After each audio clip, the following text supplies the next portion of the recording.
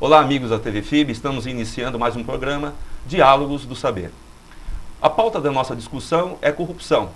Por isso, temos em nosso meio hoje o Dr. Roberto Liviano, promotor de Justiça do Estado de São Paulo, e também a professora doutora Maria Regina Momessa, que é professora do CTI Unesp e também da Universidade de Franca. Professor, seja bem-vindo. Grande prazer estar aqui no Diálogos do Saber, em Bauru, e ter na mesa a ilustre professora Maria Regina Momessa. Ok. Bom, nós no programa passado iniciamos a discussão sobre corrupção e o Dr. Roberto Liviano nos falava sobre a campanha Não Aceito Corrupção. Então toda a discussão do nosso programa passado foi para ilustrar o que é a campanha, os objetivos da campanha, o raio de alcance dessa campanha e o que ela propõe fazer. Hoje, Dr. Roberto Liviano, quero discutir um pouco as bases culturais e antropológicas, quero aprofundar um pouco essa discussão. O filósofo Platão, já no século IV a.C., escreveu um livro chamado A República. Nesse livro, entre outras coisas, o Platão discute sobre as virtudes que um bom político deve ter para coordenar e administrar. E, entre outras coisas, ele diz, olha, o político, antes de mais nada, deve se tornar filósofo. Que os filósofos se tornem reis e os reis se tornem filósofos. O que Platão quer dizer com isto é que somente aquele que desde muito cedo é educado nas virtudes elementares do ser humano, tais como a educação, a moral, a ética, os princípios fundamentais da apreciação do belo, a sensibilidade para com o outro, este sim, e somente este, pode se tornar político de fato. E ele vai além. Ele começa dizendo que o político só inicia sua vida pública aos 31 anos de idade. Porque todo esse período que antecede é o período da preparação, né? Platão tinha toda a razão. Aliás, a República deveria ser distribuída para quem aspira a ingressar na vida política. Se você observar o mapa do mundo, nós temos diversas regiões uma determinada situação em relação ao grau de controle da corrupção, né? E os extremos globais do mundo são o extremo positivo, a Escandinávia, e o extremo negativo, a África Ocidental. Qual o elemento que representa a situação, essa questão da corrupção nesses lugares? O que isso tem a ver com educação? Quanto maior o grau de desenvolvimento de educação, pior a qualidade do controle de corrupção. A América do Sul é uma outra região do planeta em que o controle de corrupção funciona mal. À exceção da Argentina, à exceção da Colômbia e do Chile, em que o controle da corrupção é forte. E no Brasil, em que o controle da corrupção é moderado. Nos demais países da América do Sul, o controle da corrupção é fraco. Na África toda, o controle da corrupção é fraco ou muito fraco, à exceção da África do Sul, em que ele é moderado. Na Escandinávia, o controle é fortíssimo. Isso tem relação direta com o grau de educação. Mas quando você falava disso, me lembra uma história em que um tempo atrás um político de uma cidade do interior do estado, acusado de nepotismo, uma forma grave de corrupção, a repórter perguntava a ele a respeito disso, e ele nem se incomodava, nem um pouco transtornado por aquela acusação, respondeu a repórter que o fundamento da prática estava na Bíblia, no Evangelho de Mateus, primeiro os teus. Então você veja que o brasileiro tem um grande talento em fazer interpretações convenientes e oportunistas. Precisa ser feita a releitura de Platão para que as coisas retornem aos trilhos. Exatamente. Dr. Roberto Liviano, O Platão, quando ele escreve essa obra, ele tem uma preocupação fundamental, que é a formação do caráter do indivíduo. Para ele, os desvios de poder e os desvios de conduta, porque a corrupção, há N histórias na história grega de corrupção também. Então não é um caso do Brasil, um caso de um país aqui ou acolá. É um problema que persegue o homem, a cultura e a história desde tempos remotos, né?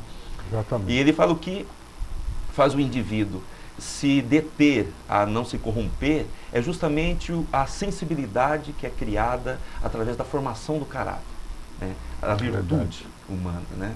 E muitas discussões a respeito, não somente da corrupção, mas também da violência, parte às vezes de um pressuposto assim: o homem, ele é mau por natureza. Hobbes já tinha levantado isso, né? Essa discussão lá nos seus livros, e ele colocava justamente isso. Quer ver a verdadeira natureza do homem? Dê poder a ele. Dê poder a ele e ele vai revelar aquilo que ele tem de essencial. Ele vai puxar o tapete dos pés dos outros. Mas o Rousseau vem e fala: não, na verdade o homem não é mau. O homem nasce bom e é a sociedade que o corrompe, né? Que discussão a gente pode tirar a partir dessa percepção de Hobbes e de Rousseau? Eu quero crer, e como sou um otimista, né, eu quero ser adepto da visão de Rousseau, né, em que as pessoas nascem boas e as experiências ao longo da vida podem acabar desvirtuando.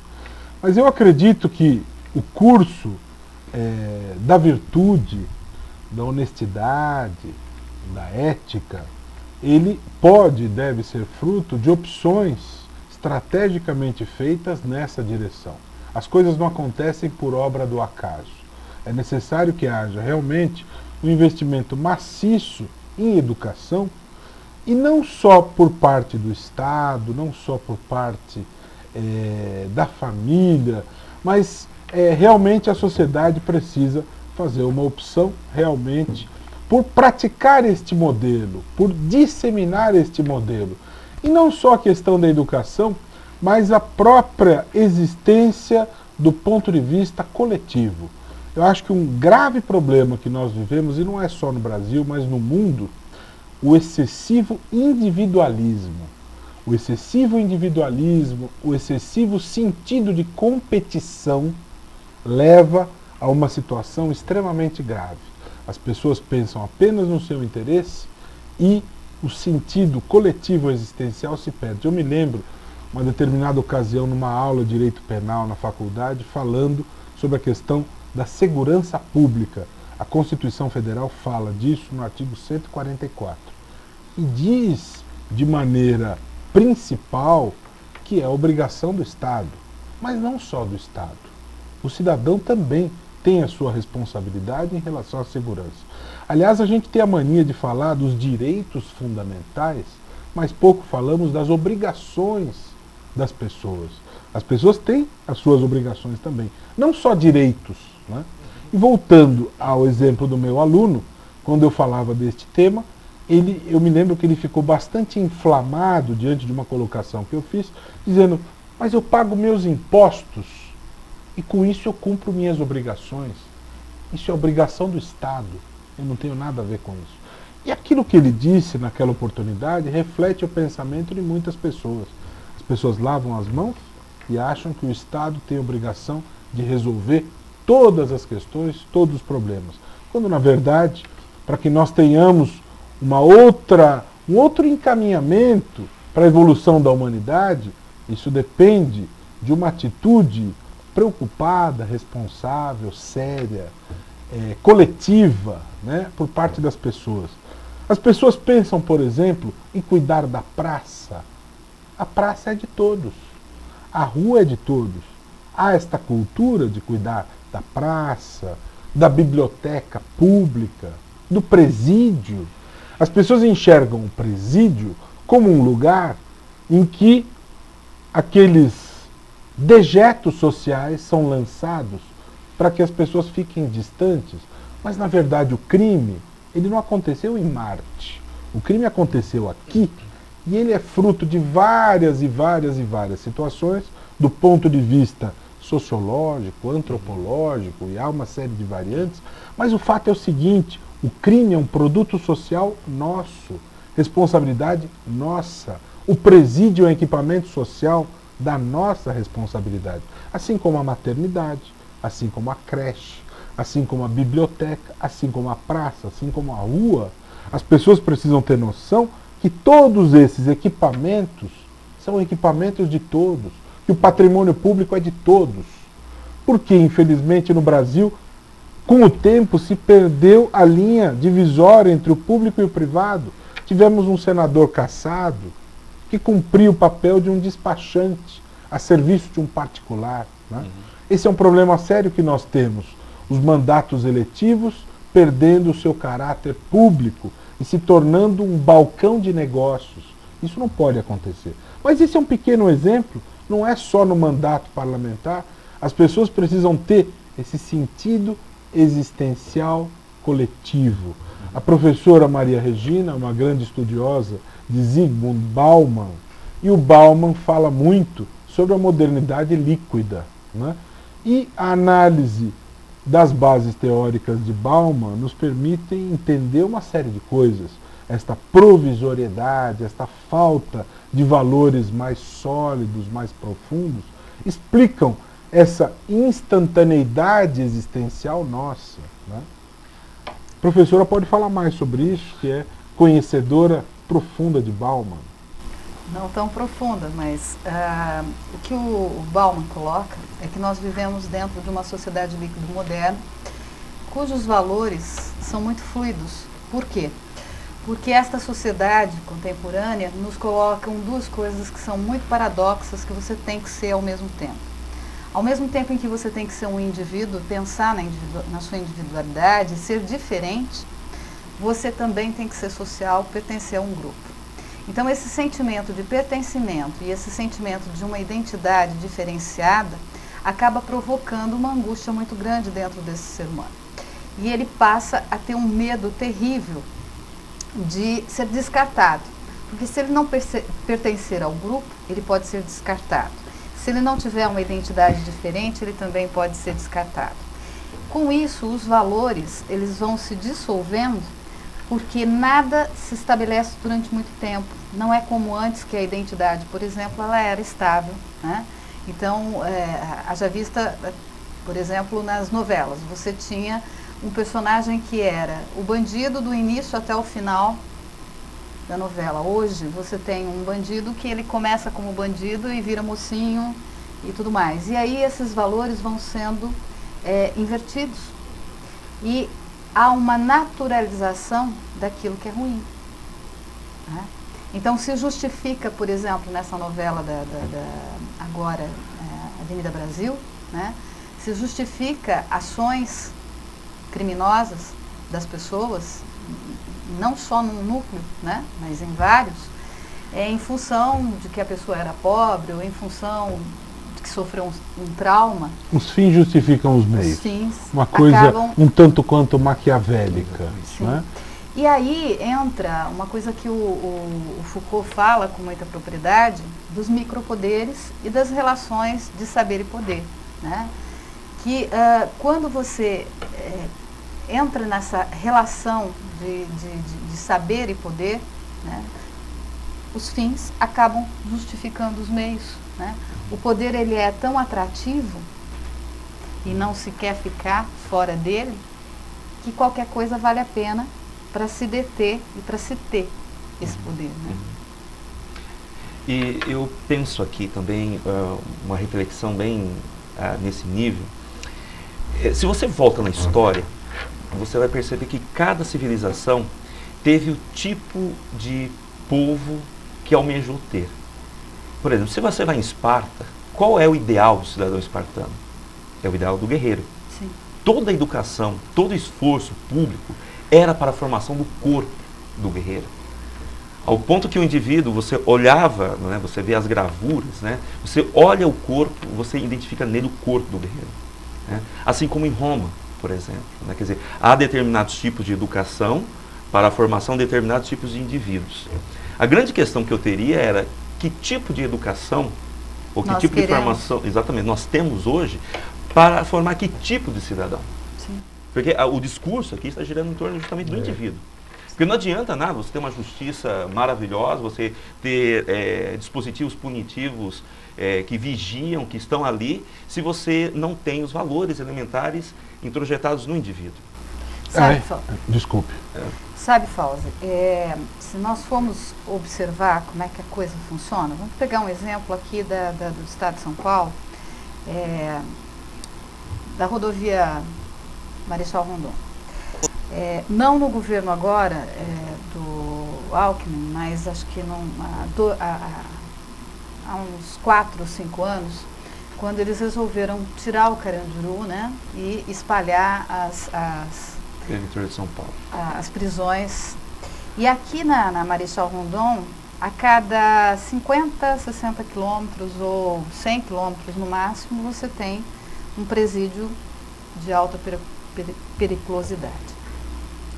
E existem algumas cidades pequenas, tipo Arvoiandava, Presidente Bernardes, que a cultura ali era de uma cidade pequena, com valores arraigados, né? Quando houve esse movimento, né, do presídio para lá, sai também de São Paulo todos os familiares para visitarem, e aí aquela cidade, ela passa também a absorver esses valores que vêm de lá, né? Então, como que eu vejo isso?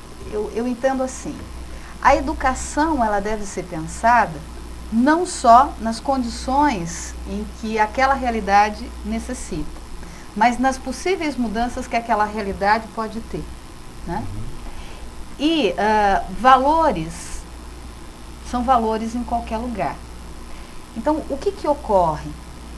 A gente também tem que pensar nisso. A escola, muitas vezes, e a educação, muitas vezes, é atribuída só à escola. E aí o professor é o ponto central e fulcral para ser tudo. Para ser o médico, para ser o psicólogo, para ser o psiquiatra, para ser o professor, para ser o assistente social. E se ele não cumprir todos esses papéis dentro da educação, ele não cumpriu a função dele. E aí se esquece que esses valores, eles estão nucleados também na família. Então, quando os pais se separam, e aí cada pai arruma uma outra família, né? Precisa se ver como é que está sendo trabalhado isso. Ou pai ou mãe. Pai ou mãe, né? Estou dizendo pais nos dois sentidos. Ou quando acontece dos jovens, né?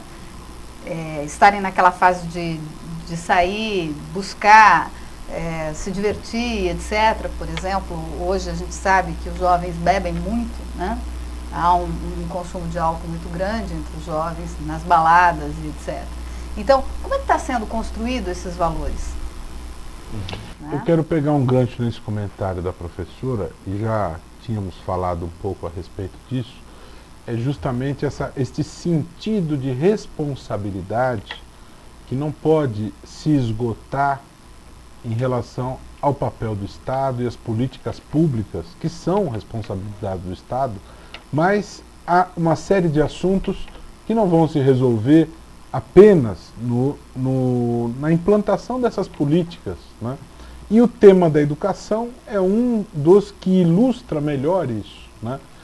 E isso está relacionado também à maneira com que as pessoas estão vivendo, de maneira instantânea, materialista, uma sociedade consumista, e cada vez mais as pessoas, as famílias, terceirizando as suas obrigações e não as assumindo, gerando vínculos extremamente frágeis, vínculos líquidos no pensamento de Bauman.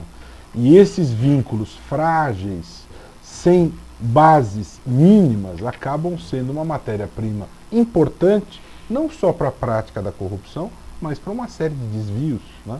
Então isso está relacionado a essa circunstância excessivamente consumista, individualista, instantânea, né?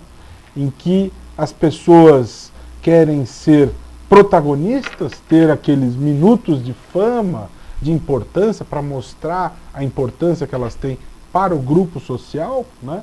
As famílias cumprindo de maneira ruim os seus papéis, né? Ao lado disso, uma espetacularização de tudo, da justiça, das grandes competições, dos grandes acontecimentos, sem respeito à individualidade das pessoas, com assassinato de reputações, etc. e tal. Esse conjunto de circunstâncias é bastante ruim.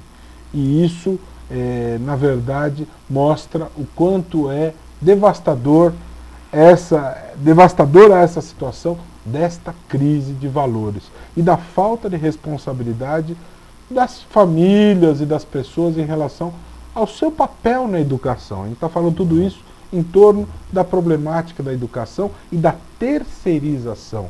As pessoas contratam colaboradores para auxiliar e, na verdade, acabam delegando integralmente os papéis relacionados à educação.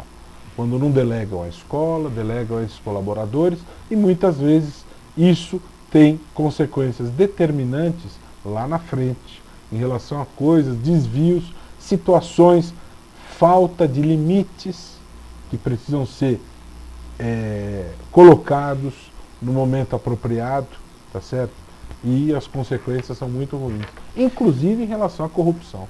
Exatamente. Doutor Roberto, eu lembro agora de um livro do professor Paulo Freire, que se chama Pedagogia do Oprimido, onde, no momento do livro, ele coloca uma questão, discutindo isso, sobre o modelo de educação que temos no Brasil e que tipo de indivíduo surge a partir daí. Então, numa altura da discussão, ele fala, olha, todo ser humano nasce com um ser mais. E o que ele entende como ser mais? Todas as potencialidades, virtudes, tudo aquilo que é inato, que nasce com o indivíduo, né? As potencialidades do indivíduo. Potencialidade para ser um músico, para ser um professor, etc. e tal. Só que o ser mais não é suficiente. O meio onde o indivíduo nasce, cresce, dentro da cultura, é que vai atualizar ou não essa potência de ser, né? E ele diz, olha, no Brasil vivemos uma situação muito complicada. Portanto, ele é adepto de Rousseau. Exatamente. Né? Que é o meio que vai justamente desvirtuar o indivíduo. Né? E ele, numa altura, ele coloca assim, bom, imagine um rapaz que nasça em uma fazenda e desde muito cedo seja cutelado pelo patrão. Né? Receba juras de morte, sofra ali fome, e etc. e tal. Quando ele cresce, imagine que esse indivíduo se torne capataz da fazenda. E ele começa a utilizar da mesma violência com os demais. Sim. Faz juras de morte, oprime, exclui, etc, etc, etc. Pergunta o professor Paulo Freire, mas ele não deveria fazer diferente? Ele não passou na pele o que é a dor da exclusão? Ele até poderia, mas não dizer que ele deveria fazer diferente é uma coisa muito complicada. Isso depende de vários fatores, imponderável. Como ele vai se comportar, quais são os elementos do caráter dele, como ele absorveu essas experiências, como ele vai lidar com essa situação. O professor Paulo Freire, ele vai dizer assim, olha, na verdade ele reproduz o modelo de liberdade que ele teve. Sim. Ele não é mau. Na verdade ele reproduz o modelo de liberdade que esse indivíduo tem, é o modelo do opressor. E aí continua o professor Paulo Freire dizendo, cuidado, porque todos nós brasileiros carregamos dentro de nós um oprimido, mas também um opressor. Sim. Quando você está excluído, você não tem poder nas mãos, você é um coitado. Mas basta o indivíduo, ele assumir uma posição de poder, que ele estufa o peito e pergunta, e fala, com quem você pensa que está falando? Exato. Na Suécia isso é crime de corrupção. E o Brasil, você falou em opressão, foi um dos últimos, se não o último país do mundo em que foi abolida a escravidão. Nosso modelo em relação a isso foi um dos piores. E os donos de escravos pediram indenizações ao Estado pelos prejuízos econômicos sofridos.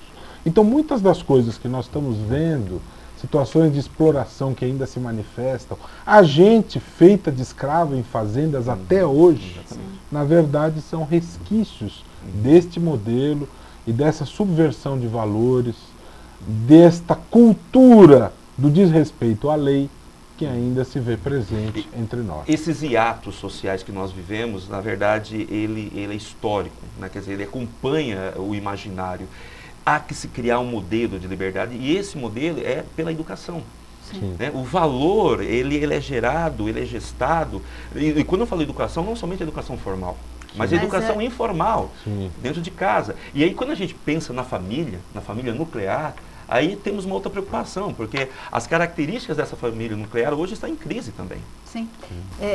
Eu entendo que a educação, ela deveria se fazer em grupos, que nesses grupos existiria um representante de cada, né, de cada área social, né, um da família, um da empresa, né, tanto privada quanto pública, né, e essas pessoas que compõem a sociedade, num grupo, pensar a educação. Porque a educação, ela não deve ser pensada só no sentido formal, né, como você está dizendo. Bom, temos muita discussão ainda, mas o tempo está terminando. O Dr. Roberto Liviano, eu gostaria que o senhor passasse o site da campanha Não Aceito Corrupção. Mais uma vez, www.nãoaceitocorrupção.com.br. Quero convidar os telespectadores também a seguir a campanha no Twitter, @propinanão, não com as letras maiúsculas, e convido também quem quiser me seguir, @Roberto Liviano, todas as letras minúsculas. Foi um prazer participar com vocês deste debate. Nós que agradecemos o Dr. Roberto Liviano, que é promotor de justiça do Estado de São Paulo, e agradecemos também a doutora Maria Regina Momesso, professora do CTI Unesp e também da Universidade de Franca. Eu também gostaria de agradecer a composição, agradecer ao Dr. Roberto Liviano por ter aceito o convite, né? Agradecer a você também pela participação e dizer que estou muito feliz em estar aqui. Muito obrigado. Acompanhe a programação da TV FIB. Muito obrigado. Para garantir a minha comissão, eu molho a mão mesmo. Eu simplesmente molho. Qual o problema? Quer saber? Eu molho a mão até para furar fio.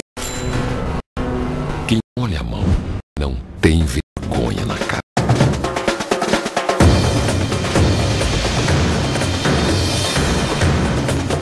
Chega de corrupção.